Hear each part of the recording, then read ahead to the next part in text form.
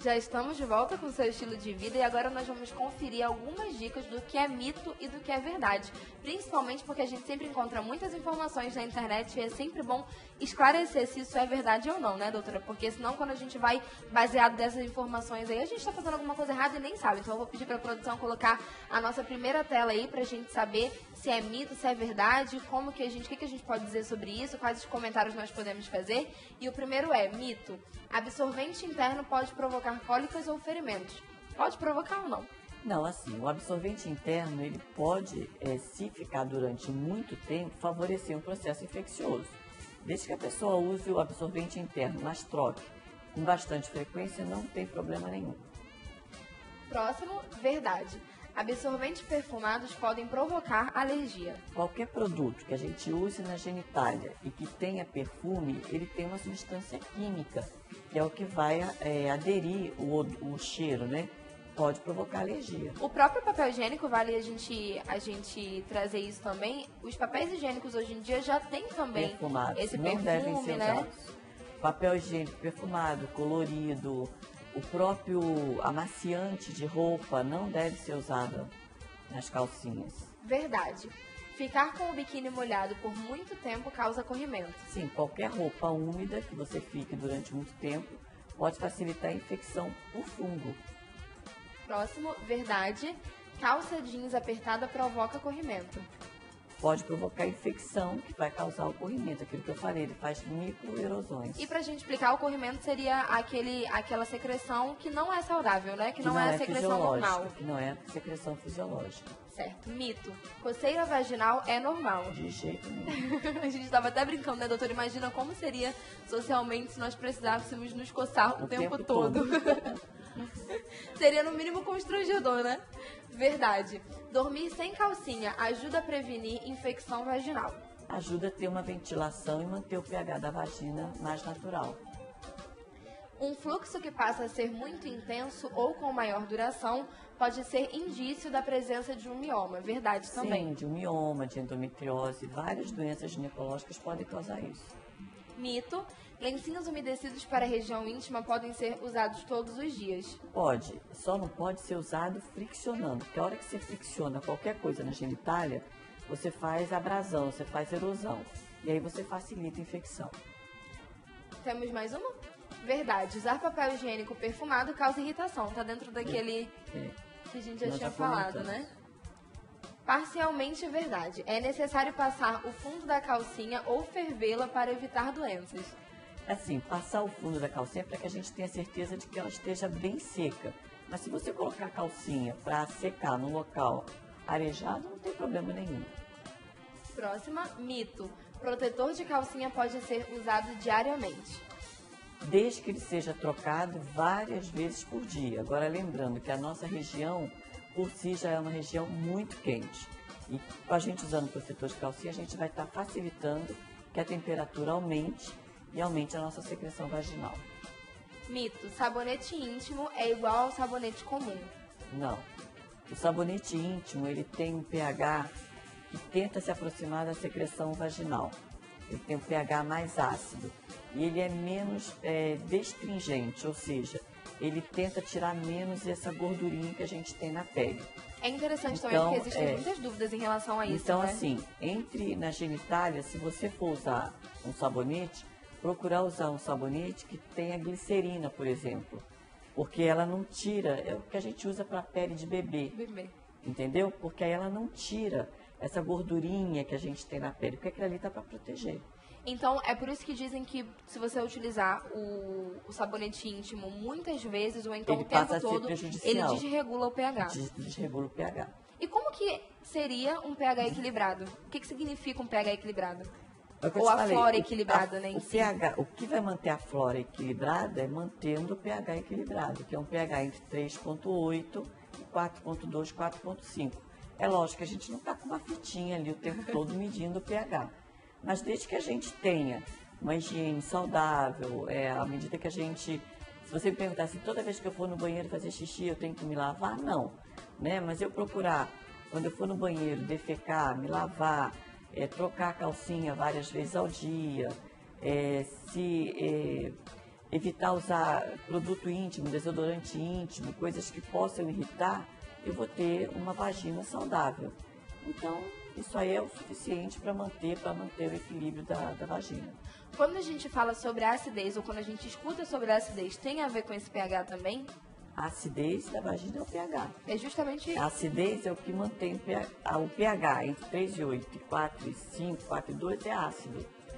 É porque ali a gente tem ácido lático, que é a flora fisiológica da vagina. Alimentação. A gente vai conversar um pouquinho mais específico sobre isso ainda hoje, mas ainda assim, a alimentação também influencia nesse caso, né? A gente tem que lembrar que assim, toda a flora nossa, seja a flora intestinal, seja a flora vaginal, ela está envolvida numa série de coisas, inclusive genéticas, imunológicas, né? Metabólicas. Então, assim, se eu tenho uma alteração metabólica, um exemplo, o diabético. O paciente que tem diabetes, tem intolerância à glicose, ela tem síndrome metabólica, ela vai ter uma predisposição a ter mais glicogênio na vagina. Ela tendo mais glicogênio, ela vai ter um pH mais ácido do que deveria ter. Isso vai facilitar ela ter infecção por cândida.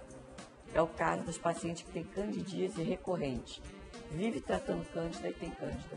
Então, se você não melhorar a alimentação dela, não tratar essa síndrome metabólica, não adianta você ficar tratando a infecção ginecológica que não vai resolver.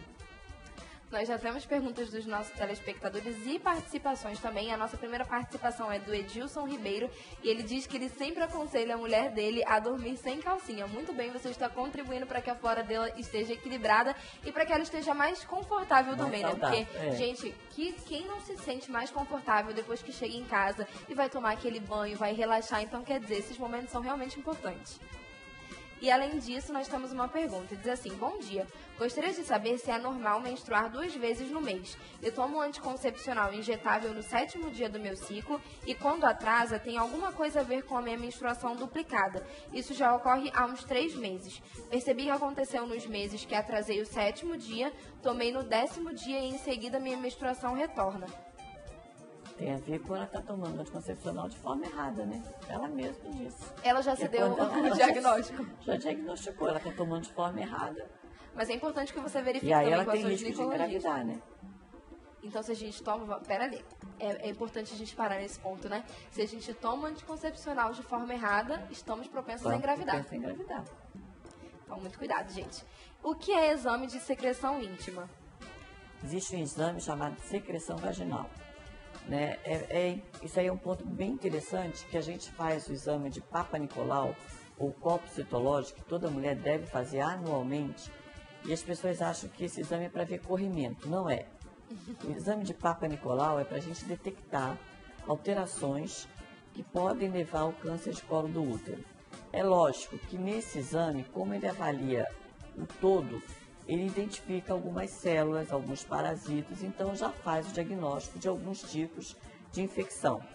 Mas às vezes o ginecologista, na hora que ele está colhendo o material, ele já identifica algum tipo de secreção que ele já tem condição de tratar, só pela característica da infecção, do odor e das condições que está a vagina e o colo do útero da paciente.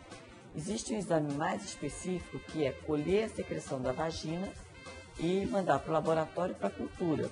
E aí ele vai avaliar o tipo a microflora que tem ali naquele exame. Lembrando que esse exame ele não é muito fidedigno, porque a nossa vagina ela é constituída de vários micro-organismos. Então, assim, tem que ser muito específico no que a gente está querendo, porque vai vir uma série de micro-organismos que estão ali e não estão causando mal nenhum para a gente. Agora, se de repente a minha imunidade local altera, o meu pH altera, aquele micro-organismo ele passa a crescer e a me causar uma infecção. Agora, a doutora Sena estava falando sobre o Papa Nicolau, tem que ser feito todo ano, tudo mais, todas as mulheres têm, a maioria das mulheres deveriam, pelo menos, ter conhecimento sobre isso. Mas a gente também sabe, ele é para questão do câncer, para a gente ficar controlando essa questão da possibilidade de câncer, mas a gente sabe também que o homem tem o exame de próstata, que é o famoso exame, né, que precisa fazer quando chega lá nos 40 anos, tudo mais, e que também é para controle dessa questão do câncer. E às vezes a gente acaba achando injusto da gente ter que fazer esse controle todo ano, anual, e o homem demorar tanto para precisar saber do regulamento disso, como que tá, enfim. Por que existe essa diferença entre um e outro? Por que a gente precisa sofrer mais nesse sentido? Olha só, o risco de câncer do colo de útero na mulher é infinitamente maior do que o risco de câncer de próstata no homem. Tá? A partir do momento que a mulher inicia a vida sexual, ela está se predispondo a ter infecção pelo HPV. E o HPV, que é uma doença sexualmente transmissível, é que em 90% das vezes vai levar ao câncer de colo do útero. O câncer de próstata não tem nada a ver com a infecção, com uma doença sexualmente transmissível. Né? A gente teria que pensar assim, existem câncer de pênis pelo HPV, e que a gente tem visto que tem aumentado no homem. Então, o homem, quando ele aparece com uma lesão no pênis, ele deve procurar o urologista, o dermatologista, porque ele pode vir a ter câncer de pênis pelo HPV, assim como a mulher tem câncer de colo pelo HPV. As mulheres costumam se cuidar mais do que os homens? Isso é verdade ou é um mito? É verdade. Sem dúvida nenhuma, a mulher se cuida mais do que o homem. Por que será que isso acontece, né? Questão de vergonha, questão social? Não, eu acho que assim, é por uma questão de necessidade, né? Porque a mulher acaba, pelo fato da vagina ser um local onde fica mais predisposto a ter infecção, né? Pela própria natureza do local, pela anatomia, ela acaba tendo que procurar. Ela está muito mais predisposta à infecção, à doença sexualmente transmissível do que o homem. Entendeu? O homem, ele tem uma gonorreia, ele vai ter uma secreção. O homem tem um HPV, às vezes ele nem sabe. Né? A mulher já evolui com câncer de colo de útero rapidinho, entendeu? Então, por isso acaba levando. E outra, se ela começa a ter infecção ginecológica de repetição, isso acaba evoluindo para uma série de outras doenças, que podem, inclusive, levar à infertilidade, depois ela não consegue engravidar. Uma das principais causas de infertilidade é a infecção, é a doença inflamatória pélvica, que é a obstrução tubária. Quando a gente fala sobre saúde íntima, nós estamos falando especificamente sobre a vagina ou existem outras partes do corpo ou talvez o resto do corpo também está inserido dentro desse contexto? Quando a gente fala sobre saúde íntima, tratando a flora vaginal, tratando a saúde da vagina, a gente está prevenindo que as infecções que entram pela vagina venham a ascender, subir e causar infecção no útero e na trompa. Então, a gente está tratando um todo. Então, é possível que por causa de um problema vaginal você tenha outros problemas no seu corpo? Sem dúvida nenhuma. Uma doença inflamatória pélvica, que eu acabei de dizer que é uma das principais causas de infertilidade, a bactéria ela sobe pela vagina. E a gente pode ver também que existem diferentes tipos de inflamação, né? Que hoje a gente já falou da pélvica, a questão também da candidíase é por causa do corrimento, na realidade, é por causa de uma inflamação também? Ou é uma inflamação só que pode causar diferentes questões? Existem vários tipos de micro-organismos causando infecção. Você pode ter a infecção pela cândida, que é um fungo, você pode ter a infecção pela Gardnerella, que é uma bactéria, você pode ter infecção pela clamídia, entendeu? Pelo gonococcus, vários tipos de bactérias, micro-organismos causando infecção. E os tratamentos para tudo isso são muito invasivos, desculpa, abusivos é ótimo, né? São muito invasivos ou são tranquilos? É por pílula ou é uma questão mais direta? Como que funciona? Os tratamentos, assim, é o que a gente fala. A nossa preocupação hoje, enquanto Brasil, enquanto região norte, que a incidência de câncer do colo do útero é altíssima, nós temos hoje pacientes, eu trabalho no hospital universitário, onde a gente atende a demanda de pacientes com câncer do colo do útero, onde nós temos pacientes com 30 anos, 28 anos com câncer de colo do útero. Não era para ter, porque parte do princípio que se você faz a prevenção, que é o copo citológico, você vai fazer o diagnóstico das lesões precursoras do câncer. Então você trata antes. O tratamento é muito simples. O tratamento é local, o tratamento é ambulatorial. Doutora, entendeu? muito obrigada pela sua participação, por ter esclarecido todas as nossas dúvidas. E é óbvio que eu vou deixar um espaço para a senhora deixar uma dica aí para todas as mulheres que precisam se cuidar, de repente para aquelas que são mais novinhas e que não têm tanto conhecimento ainda assim, mas que precisam da informação tanto quanto as outras, né? Então, a dica que eu vou deixar é que a gente tem que tirar o mito de que eu tenho corrimento desde que eu me entendo como criança. Né? Não existe isso, corrimento.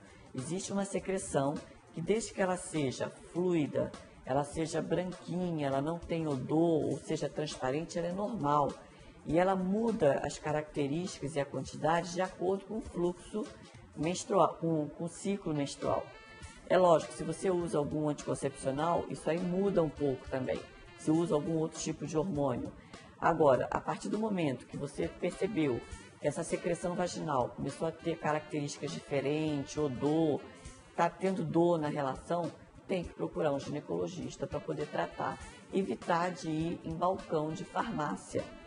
Porque quando a gente chega no balcão de farmácia, tudo quanto é corrimento vaginal é cândida. E aí, às vezes, você está tratando com antifúngico uma coisa que é uma infecção bacteriana ou é um HPV. E você está perdendo tempo. Muito obrigada. E para você que está em casa, continua com a gente vai para um breve intervalo, daqui a pouco a gente está de volta. Se você tem curiosidade sobre os alimentos, mais específico mesmo, sobre quais os tipos de alimentos que podem fazer bem para a nossa flora e aqueles que podem fazer mal, que podem ser prejudiciais, e se você quer saber também se a sua alimentação está equilibrada ou não, continua com a gente, que depois que nós voltarmos do intervalo a gente vai conversar sobre isso. E ainda dá tempo de você enviar a sua participação. 92 é o código de Manaus, 98111 4512 é o número, e eu já estou aqui te esperando, não deixa de enviar, eu volto já.